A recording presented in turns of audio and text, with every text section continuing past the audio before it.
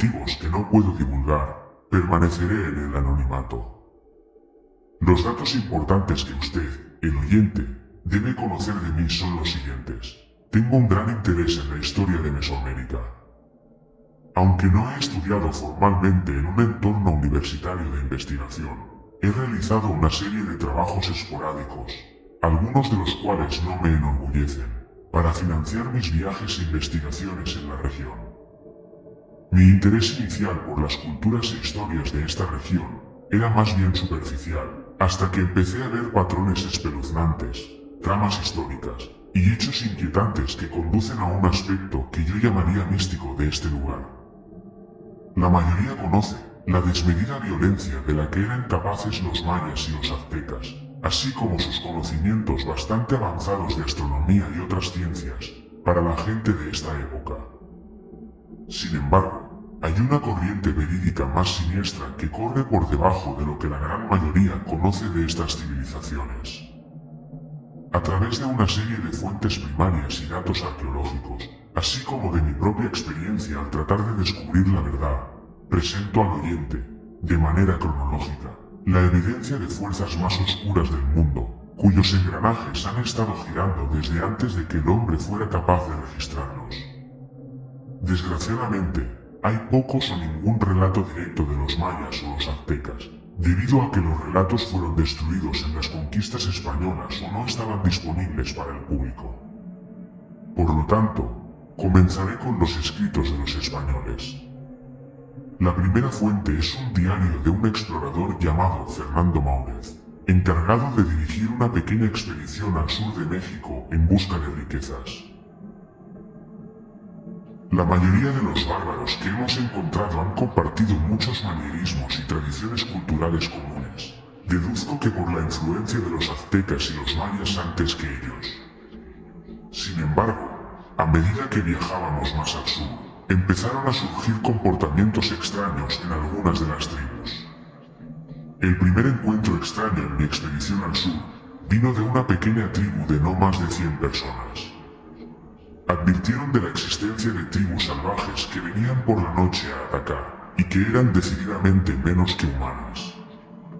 Atribuyéndolo a la superstición, di poca credibilidad a estas advertencias. Después de todo, he oído que la campaña contra los aztecas en el norte ha ido bien, y si mis hermanos pueden enfrentarse a un ejército de paganos, un pequeño grupo de ellos en la selva probablemente será eliminado rápidamente. A medida que avanzábamos, la selva se volvía mucho más difícil de atravesar.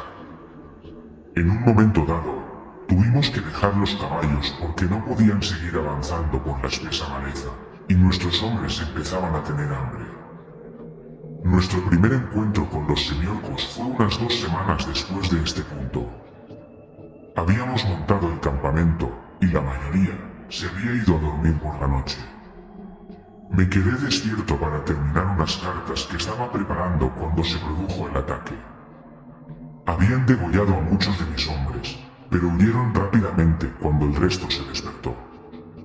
Algunos fueron capturados y otros fueron asesinados.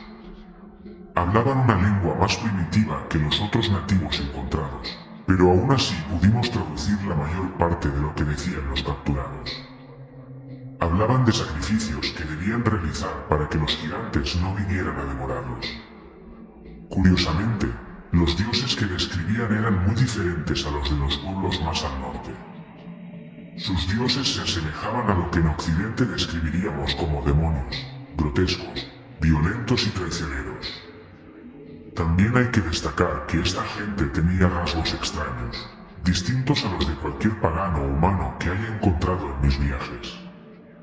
Sus cabezas eran alargadas, sus brazos de tamaños inusuales y desiguales, y considerablemente más grandes que la mayoría de los hombres. Estos rasgos eran poco llamativos en estas primeras tribus, pero se hacían cada vez más presentes cuanto más nos aventurábamos. Ejecutamos a muchos de los prisioneros, pero perdonamos a algunos para que fueran de utilidad en el futuro. Las siguientes 50 páginas del relato detallan otros encuentros con estas personas, así como las escaramuzas entre ellas, que se cuentan principalmente para glorificar a los españoles, y tienen poco peso en la información relevante que quiero presentar.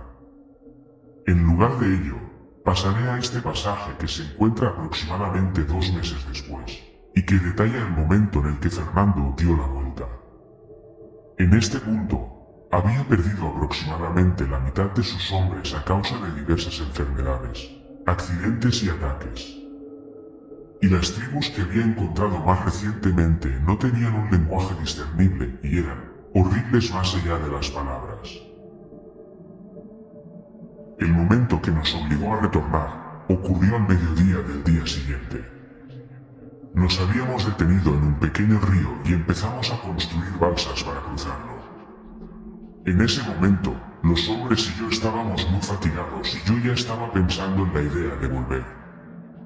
Cada vez estaba más claro que no había más paganos civilizados entre los aztecas y los incas, y por tanto no había más riqueza que encontrar. Sin embargo, es importante que escriba lo que vi para no dudar en el futuro de mi cordura. Mientras preparábamos las balsas, se veía movimiento en los árboles del otro lado del río. El único salvaje superviviente que nos quedaba empezó a gritar frenéticamente antes de romper a correr hacia la selva. Pero los restantes solo pudimos quedarnos mirando a la criatura que surgió al otro lado del río. Aunque estaba cubierta por gran parte del follaje, sus rasgos demoníacos seguían siendo muy evidentes. Sus delgados brazos doblados en extraños ángulos se agarraban a los troncos de los árboles como se haría con una lanza. Su cuerpo era demacrado, pálido y macizo. Estimo que medía al menos 4 metros. Su cabeza se volvió brevemente hacia nosotros, y por un momento, reveló algo que no era ni animal ni humano. Incluso ahora tengo pocas palabras para describirlo, aparte de una abominación de Dios. Tan pronto como salió, desapareció en la espesura. Inmediatamente, nos dimos la vuelta tras el incidente, y comenzamos nuestra larga andadura de regreso. Es de este mismo día del que hablo que escribo esto. El sol se ha puesto, y con él, los gritos maníacos que vienen de lejos perforan la noche. Tengo pocas dudas de que mis hombres no dormirán esta noche ni las siguientes, si tan solo nuestro sacerdote no hubiera muerto la semana anterior. Cuando lleguemos a los campamentos españoles del norte, volveré a contar este relato y persuadiré al gobierno de que cualquier otra aventura hacia el sur es inútil. Porque más allá de las tierras de los aztecas, se encuentra una abominación de Dios que no debe ser vista por el hombre.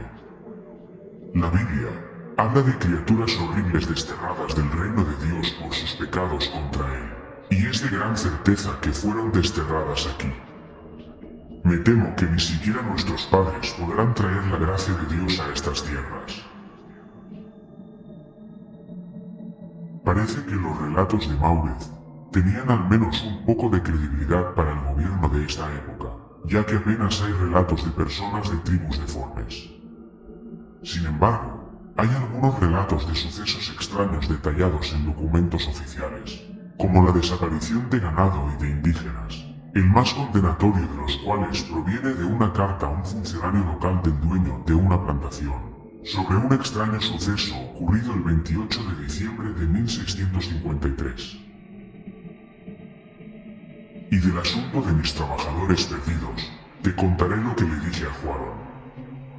La noche que huyeron, escuché gritos horribles desde el sur. Solo puedo suponer que es allí donde huyeron. Espero que el virrey en persona les indemnice por completo si no se les encuentra a finales del mes que viene. Los gritos parecen mencionarse de pasada en intervalos irregulares. La mayoría de los relatos los atribuyen generalmente a los nativos, aunque no parecen estar relacionados con ninguna costumbre nativa conocida. Este fue el primer patrón que mencioné antes y que capté. Una tendencia interesante que se desarrolló a lo largo de los casi 5 siglos de escritos y registros. Los sucesos extraños como los gritos ocurren cada vez más al sur, y parecen desaparecer por completo en partes donde antes eran al menos una ocurrencia semifrecuente. Una explicación adecuada podría ser una migración hacia el sur de las tribus que Maurez encontró en sus escritos. Una serie de expediciones a las selvas de Nicaragua y Honduras a principios del siglo XVIII revelaron pequeñas bolsas de tribus y asentamientos abandonados. Sin embargo, la presencia de muchos restos humanos dejaba mucho a la interpretación. Estos hallazgos iniciales se utilizaron como prueba de un canibalismo generalizado en tribus mesoamericanas aisladas, pero las pruebas futuras podrían insinuar algo más parecido a una matanza generalizada. No quiero revelar todo lo que he encontrado, debido a la aparente ridiculez de algunos de estos relatos. Pero está claro que algo en las profundidades de las selvas de América Latina tiene un siniestro poder sobre los humanos. En el periodo comprendido entre 1500 y 1800, los españoles se aventuraron poco en las partes más profundas de las selvas americanas. Sin embargo, un excéntrico heredero de una caudalada familia hispano-colombiana pasó la mayor parte de su corta vida como un Don Quijote que fetichizó a los conquistadores españoles y se aventuró en las profundidades de las selvas. Sin embargo, lo que dice debe tomarse con cautela, ya que se sabe que abusaba mucho de varias sustancias y tenía un sentido del ego exagerado, inventando regularmente historias que se ajustaban a su propia imagen. La siguiente es una carta enviada en algún momento de finales del siglo XVIII, a su hermano mayor tras desaparecer durante más de medio año. ¿Qué tiempos aquellos, Fernández? Sé que tú y madre debéis estar preocupados por mí, pero dejadlo, porque he encontrado lo que buscaba desde hace tiempo. Lo que buscaba no puedo decirlo, no porque deba mantenerlo oculto, sino porque no estoy seguro de lo que busco. Pero lo he encontrado. Hay más en la experiencia humana de lo que jamás podamos llegar a saber, querido hermano. Sí, el padre puede preocuparse por el dinero y la herencia, y la madre puede preocuparse por el bienestar de sus hijos, y tú puedes preocuparte por las guerras y por ser un soldado, pero consuélate sabiendo que estas no son más que pequeñas cosas en el gran esquema de todas las cosas. Si pudieras ver lo que yo veo. Sé que no te aventurarás muy lejos en estas selvas, así que haré todo lo posible por explicarte lo que he vivido. Al segundo mes con mi guía por el río Cauca, nos encontramos con la primera tribu que habíamos visto en semanas. Eran diferentes a ti y a mí. No en un sentido cristiano, sino en un sentido biológico. Eran estoicos y de aspecto extraño. Eran más altos que cualquier hombre que hubiera visto en Colombia, y tenían unas cabezas extrañas que te recordaban a esos grandes cuentos sobre los hunos. No entendían nada en español ni en las lenguas nativas conocidas, pero parecían aceptarnos a pesar de todo. Pasamos las siguientes semanas acampados a unos cientos de metros de ellos, donde yo escribía y observaba la flora y la fauna que pocos han visto. Una vez a la semana, iba a su aldea para comer y tener compañía. Me daban pescado y bayas, pero siempre que intentaba comunicarme con ellos, ni siquiera intentaban responder. Era bastante frustrante. Apenas hablaban entre ellos. Algún que otro susurro, pero nada más. Era verdaderamente extraño, incluso para los paganos. Pero esta no es la experiencia que quiero contarles, aunque sigue siendo bastante interesante. El último día de mi estancia cerca de este pueblo, mi visita semanal fue muy peculiar, incluso para sus estándares. Me miraron con desconfianza y, me atrevo a decir, con odio. Ese día, no me dieron ni pescado ni bayas, y regresé rápidamente a mi campamento debido a una sensación de inquietud que empezó a invadirme. Me retiré a mi tienda y comencé mis escritos, que suelen continuar hasta bien entrada la noche. Calculo que eran entre las 12 y las 3 de la noche cuando llegaron. Oí el crujido de los arbustos, no eran tan sigilosos como imaginaba, y, curioso, me asomé a mi tienda. Saliendo de la selva, a unos 100 metros, había un pequeño grupo de aldeanos con lo que parecía ser una vestimenta ornamental. Sus cuerpos estaban adornados con extrañas marcas y partes de animales. Todos, excepto uno, llevaban una lanza en la mano izquierda, listos para atacar. El más extraño parecía ser una especie de chamán que bailaba como si su vida dependiera de ello, contorsionando su cuerpo en extrañas formas y movimientos hacia el cielo. Miré hacia arriba, y lo juro por Dios hermano, las estrellas bailaban al mismo ritmo que el chamán. Estaba asombrado. Estaba tan hipnotizado, que casi olvidé que mi vida corría un grave peligro. Por suerte, una lanza que pasó zumbando por mi cabeza me lo recordó, y el guía y yo subimos todo lo que pudimos a la barca y salimos, esquivando las lanzas que nos seguían. Los sonidos de la selva eran aterradores esa noche. Gritos grotescos llenaban el aire nocturno y no pertenecían a ningún ser humano ni a ningún animal que hubiera encontrado. Empecé a sentirme mareado y enfermo, y rápidamente caí en un sueño febril. Soñé que los seres del cielo movían enormes rocas a través de grandes distancias. Vi grandes y antiguas cicatrices de la tierra y las cosas que las infligieron, así como las horribles infecciones que llevaban. Hay más en esta tierra que tú y yo, que nosotros como especie, y a riesgo de ser ofensivo, hay más incluso que nuestro Señor y Salvador. Al día siguiente me desperté aturdido, pero en definitiva mucho mejor que antes. Mi guía tenía poco interés en hablar de los sucesos de la noche anterior, y pasó el resto del viaje en vilo. Flotamos por el río durante 1 o 2 semanas más sin ver una sola alma, momento en el que decidimos que era hora de volver por donde habíamos venido. Temíamos volver a pasar por delante de la aldea, pero, para nuestro desconcierto, no volvimos a encontrarnos con ella. Te alegrará saber que volví ileso y con una mayor perspectiva de nuestro lugar en el universo.